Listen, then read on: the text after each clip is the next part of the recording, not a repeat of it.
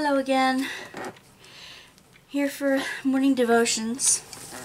I'm going to once again read from a prayer from the HarperCollins book of prayers. Okay, let's just pick one at random.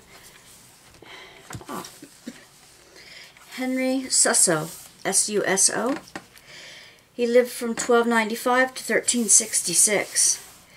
And it says about him, having joined the Dominicans at the age of 13, he endured 15 years of depression when prayer seemed a meaningless ritual.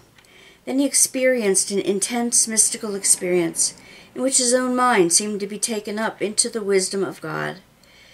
He continued to suffer periods of depression, but even at their worst, he now felt able to communicate with God. His spiritual autobiography records his dialogue with God, but in joy and in sadness. I'll read the first one of his. I don't know. I've never read one of his before, and I'm eager to look at it and pray with you. Some of you may know that I have problems with depression too, and today has not been a very well. I'm doing this in the evening for the next day, so today hasn't been a great day. But that's okay. I'm going to give it all over to God and start again. So this is the first prayer of his, and it's called In Love with God. Oh, Lord, you can show yourself to us as so beautiful and tender that our hearts cannot help but fall in love with you. We yearn to be close to you. As we read the pages of Scripture, it is as if we are whispering sweet words of affection in our ears. So overwhelming is your love that it leaves no space for mortal love between men and women. Oh, my dear Lord, my soul sighs for you. And when I cannot hear you speak, my heart is heavy with sadness. Unless you are close beside me, I cannot rest or sleep. Let me lie beside you, my head on your bosom. This reminds me of the Psalms, David longing to be close to God. It reminds me of other mystics who want to experience the heart of God. One thing I keep saying, whether you're religious or spiritual or what you call yourself, we don't want to sit around talking about God. We'd rather experience God and then talk about God together. And sometimes whom he calls Lord and I call Jesus, it's like a love affair, a physical human love affair. A lot of things in the Scriptures are there as the perfect example of something not perfect. Good, but not perfect on earth. So this would be love, a deep, deep longing to be with someone and just to be in God's presence and soak up that love and joy in a pure way, not in a physical way. I'll read through this step by step. Ah, Lord, you show yourself to us so beautiful and tender that our hearts cannot help but fall in love with you. And that's what I mean, the beautiful and tender. The heart's falling in love with you. He recognizes that Jesus is beautiful and tender to others, not just himself. So he does pray for inclusive of others. Jesus, you've always been so beautiful to me and tender. Sometimes I take advantage of that. Henry says, we yearn to be close to you. As we read the pages of Scripture, it is as if you are whispering sweet words of affection in our ears. when you're reading the scriptures, don't you feel sometimes that words just bounce out at you? Some words just sort of pop and say, hey, this is what God is saying to your heart right now. And that makes you feel so loved and so that God thinks about you. This is just an awesome thing. So here, Henry is feeling the same thing. As he reads scripture, he feels as if God's whispering in his ear.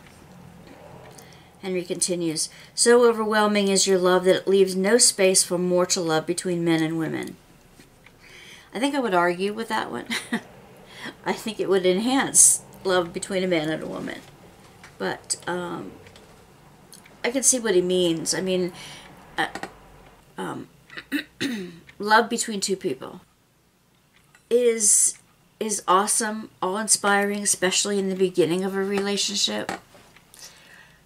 And it's like you don't have room for anything else in your life.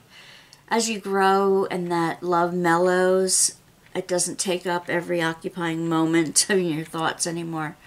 But you still love deeply, but it's at a different level. It's like we wait until then almost to go to God and say, God, I need your love today.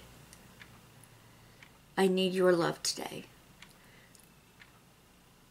It's said that God leaves a hole in every heart that only God can fill, that another relationship with another person can't fill.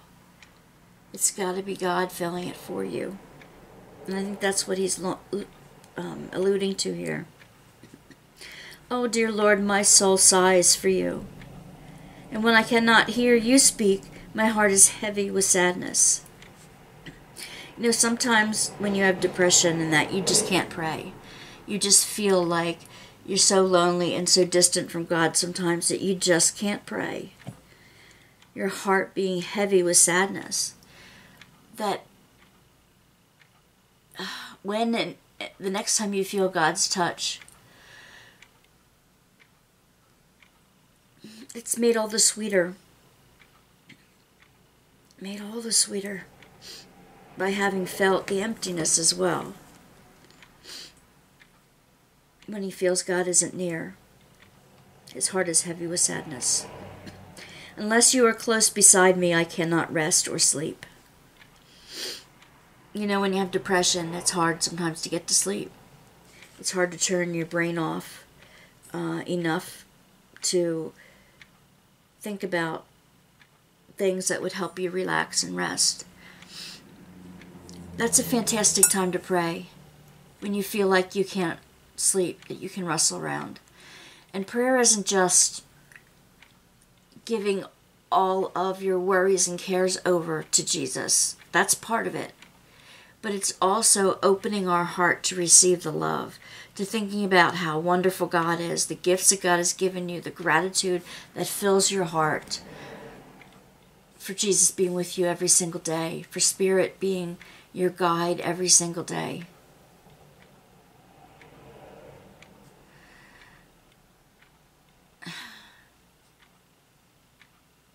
When you concentrate on those good things, it's easier to fall asleep.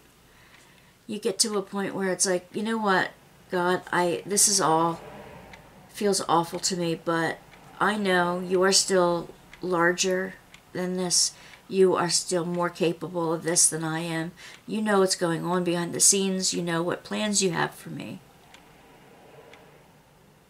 So therefore, I'm going to leave it in your lap. I'm going to leave myself curled up in your lap.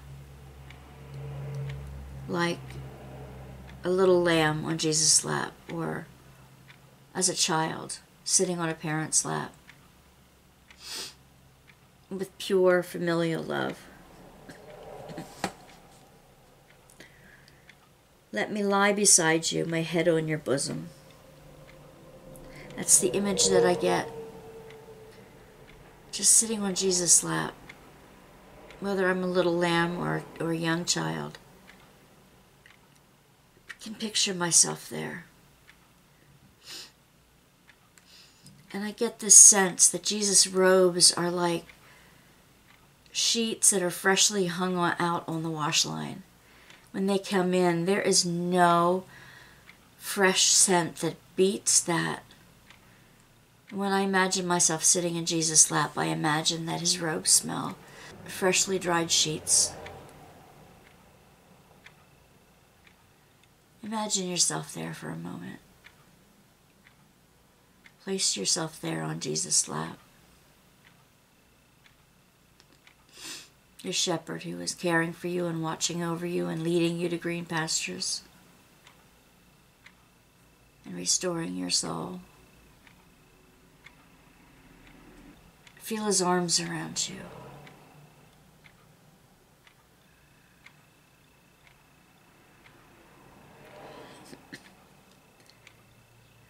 Ah, Lord, you show yourself to us as so beautiful and tender that our hearts cannot help but fall in love with you.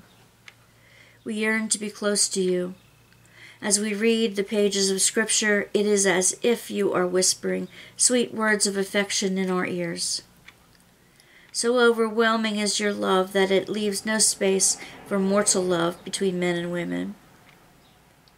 Oh, dear Lord, my soul sighs for you, and when I cannot hear you speak, my heart is heavy with sadness. Unless you are close beside me, I cannot rest or sleep.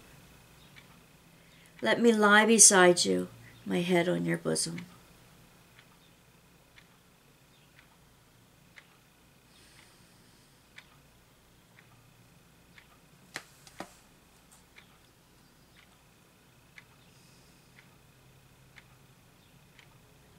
Feel free to stay in this prayer position for as long